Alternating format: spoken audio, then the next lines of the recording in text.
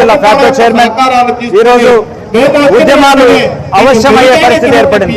అంటే ఉద్యమ అవశ్యంతోనే ఈ రోజు రోడ్లపైకి ఉద్యోగ ఉపాధ్యాయులు రావడం జరిగింది.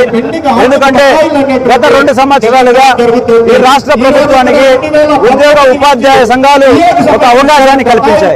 ఎందుకంటే గత ప్రభుత్వంలో జరిగిన ఒక విధ్వంసకాండ ఏదైతే జరిగిందో, గత ప్రభుత్వంలో ఏదైతే రివర్స్ పిఆర్సీ రూపంలో ఈ రాష్ట్ర ప్రభుత్వ ఉద్యోగ ఉపాధ్యాయులు నష్టపోయారు.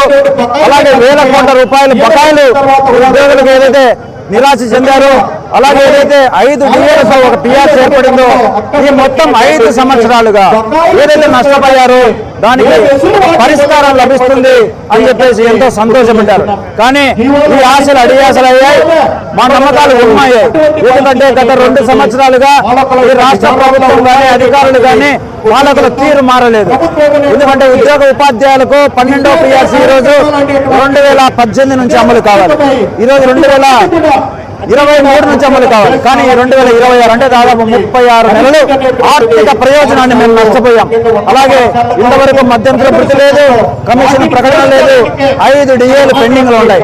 అంటే గతంలో చంద్రబాబు నాయుడు గారు ఇదే మాట చెప్పారు. ఎన్నికల ముందు ఒక ఎన్నికల హామీ ఇచ్చారు, అయ్యా నేను అధికారంలోకి రాగానే మీకు సకాలంలో పిఆర్సీ అది ఆలస్యం అయ్యేది అంటే 30% కానీ ఇంటీరియం రిలీఫ్ ఇస్తాను. అలాగే ధరలు పెరిగిదలకు అనుగుణంగా టైం టు టైం డిఏ ప్రకటిస్తామన్నాడు. మరి డిఏ లేదు, ఐఆర్ లేదు, పిఆర్సీ కమిషన్ లేదు, వేల కోట్ల రూపాయలు ఇప్పటికీ బకాయి అలాగే ఉన్నాయి. మా ఉపాధ్యాయుల పిల్లలు కారుణ్య నియామాల కోసం 1000 కుటుంబాలు ఎదురు చూస్తున్నాయి. ఆ 1000 కుటుంబాలు కోవిడ్ సమయంలో వాళ్ళు ఉపాధ్యాయులు చనిపోయారు. వాడి బిడ్డలకు కారుణ్య నియామకాలు ఇవ్వాలంటే సర్వీస్ రూల్స్ సంబంధించి ఒక మెమోను సవరించాలి. ఆ మెమో ఇచ్చింది కూడా జగన్మోహన్ రెడ్డి. ఆ మెమోను సవరించడానికి ఈ పాలకులకు మనసు రాలేదు. కాబట్టి కారుణ్య నియామకాల పట్ల కూడా వ్యతిరేకత ఉంది. అలాగే హెల్త్ కార్డులు, మెడికల్ రియంబర్స్మెంట్లు, సంవత్సరాల తరబడి బిల్లుల కోసం వెయిట్ చేయాల్సిన అవసరం ఏర్పడింది. కాబట్టి పెన్షనర్లు, ఉపాధ్యాయులు, ఉద్యోగులు ఈ రాష్ట్ర ప్రభుత్వం పట్ల ఇసుకి వేసారిపోయారు. ఇంకా ఎదురు చూసే పరిస్థితి లేదు. కాబట్టి ఈరోజు ఉద్యమానికి సిద్ధమయ్యే రోడ్ల మీదకి వచ్చాం. ఉద్యమాన్ని మరింత తీవ్రతరం చేస్తాం. రాబోయే రోజుల్లో విజయవాడలో గతంలో లాగా బీఆర్టీఎస్ లాంటి ఉద్యమాన్ని చేస్తామని చెప్పే సందర్భంగా మనం చేస్తూ అందరికీ నా పేరు సంగమేశ్వర రెడ్డి, ఫ్యాక్టరీ కడప జిల్లా అధ్యక్షుడిని. నా పేరు మల్లు రఘునాథ్ రెడ్డి, ఎస్టీయూ రాష్ట్ర అధ్యక్షులు మరియు ఫ్యాక్టో రాష్ట్ర కార్యవర్గ సభ్యులు. మరి రాష్ట్ర ప్రభుత్వం ఏర్పడి 2 సంవత్సరాలు పూర్తయింది. మరి 2 సంవత్సరాలకు ముందు ఉద్యోగులకు, ఉపాధ్యాయులు, కార్మిక పెన్షనర్లకు సంబంధించి అనేక హామీలు మేనిఫెస్టోలో ఇవ్వడం జరిగింది. అధికారంలోకి వచ్చిన వెంటనే 12వ పిఆర్సీ కమిటీని ఏర్పాటు చేస్తామని చెప్పి మరి ఆలస్యం అవుతున్నటువంటి సందర్భంలో ఐఆర్ను ఇస్తామని చెప్పారు. అదేవిధంగా ఉద్యోగులకు పెండింగ్లో ఉన్నటువంటి బకాయిలు ఏవైతే ఉన్నాయో ఆ బకాయిలన్నింటినీ కూడా చెల్లిస్తామని చెప్పారు. పెన్షనర్లకు సంబంధించి కూడా పెన్షన్ కార్పొరేషన్ ఏర్పాటు చేస్తామని చెప్పి మరి సిపిఎస్ ఉద్యోగులకు మెరుగైనటువంటి పెన్షన్ విధానం ఇస్తామని చెప్పారు. కానీ ఇంతవరకు బకాయిలు కొంత అరకొర చెల్లించడం తప్ప ఏ సమస్య కూడా ఈ 2 సంవత్సరాల కాలంలో పరిష్కరించినటువంటి పరిస్థితి లేదు. మరి ఫ్యాక్టో ద్వారా అనేక సందర్భాల్లో అనేక ఉద్యమాలు చేశాం. మరి పాక్షికమైనటువంటి స్పందన మాత్రం నుంచే ప్రభుత్వం నుంచి ఉంది. అందుకని రాష్ట్ర ఫ్యాక్టో పిలుపు మేరకు ఈరోజు కడప కలెక్టరేట్ ఎదుట కూడా మీటింగ్ కార్యక్రమం చేస్తున్నాం. అంతేకాకుండా సుప్రీంకోర్టు ఇచ్చినటువంటి తీర్పు మేరకు టెట్ ఇన్ సర్వీస్ ఉపాధ్యాయులు కూడా నిర్వహించేటటువంటి క్రమంలో స్పెషల్ టెట్ నిర్వహించాలని చెప్పి, అదేవిధంగా క్వాలిఫైయింగ్ మార్క్స్ ఈక్వల్గా పెట్టాలని చెప్పి మరి విద్యాశాఖ మంత్రి దృష్టికి అనేక సందర్భాల్లో తెచ్చినప్పటికీ కూడా ఇంకా పూర్తి స్థాయిలో స్పందించినటువంటి పరిస్థితి లేదు. మరి ఈ ఉద్యోగులకు, ఉపాధ్యాయులకు, కార్మిక పెన్షనర్లకు ఇచ్చినటువంటి మేనిఫెస్టోలో ఇచ్చిన హామీలు ఏవైతే ఉన్నాయో ఆ హామీలన్నీ కూడా వెంటనే నెరవేర్చినటువంటి పరిస్థితుల్లో ఈ ఉద్యమాన్ని మరింత తీవ్రతరం చేస్తామని చెప్పి మీడియా ద్వారా ప్రభుత్వాన్ని హెచ్చరిస్తున్నాం. శాఖ ఇచ్చినటువంటి పిలుపు మేరకు ఈనాటి కార్యక్రమము కడప జిల్లా కలెక్టరేట్ వద్ద పికెటింగ్ కార్యక్రమము దిగ్విజయంగా నిర్వహించడం జరిగింది. ముఖ్యంగా 19 డిమాండ్లతో ఈ రోజు రాష్ట్ర వ్యాప్తంగా అన్ని జిల్లా కేంద్రాల వద్ద పికెటింగ్ కార్యక్రమాన్ని నిర్వహించడం జరిగింది.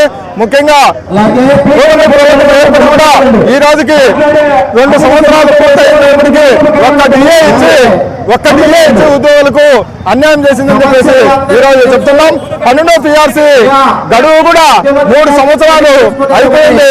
12వ PRC కమిటీ కూడా ఇంతవరకు వేయలేదు. 12వ PRC కమిటీ నియమించి 30% మధ్యని ఇవ్వాలని, అలాగనే 2019 నుంచి కూడా రావాల్సిన డిఏ బకాయిలు చెల్లించాలని 11వ PRC బకాయిలు చెల్లించాలని చెప్పేసి ఈ రోజు డిమాండ్ చేస్తున్నాం.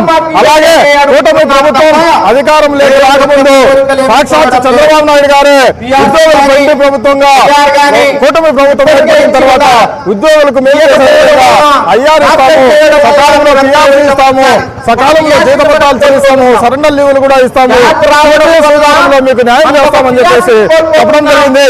అలాగే ఉప ముఖ్యమంత్రి గారు ఏదైతే పవన్ కళ్యాణ్ గారు ఉన్నారో ఒక సంవత్సరం లోపల మేలు జరిగే విధంగా జరిగేటటువంటి విధానాన్ని తీసుకొస్తామని చెప్పేసి హామీ ఇవ్వడం జరిగింది. కానీ ఈ రోజు కూటమి ప్రభుత్వం ఏర్పడి 3వ సంవత్సరం అడుగుపెట్టినప్పటికీ ఎలాంటి అడుగు ముందుకు వేయలేదు.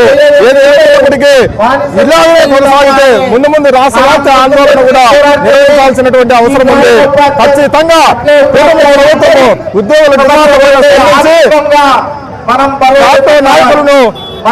నాయకులను చర్చలకు ఆహ్వానించి ఉన్నటువంటి 19 డిమాండ్ల పైన సానుకూలంగా స్పందించి ఉద్యోగులకు మేలు చేయాలని మేము ఈ రోజు డిమాండ్ చేస్తున్నాం.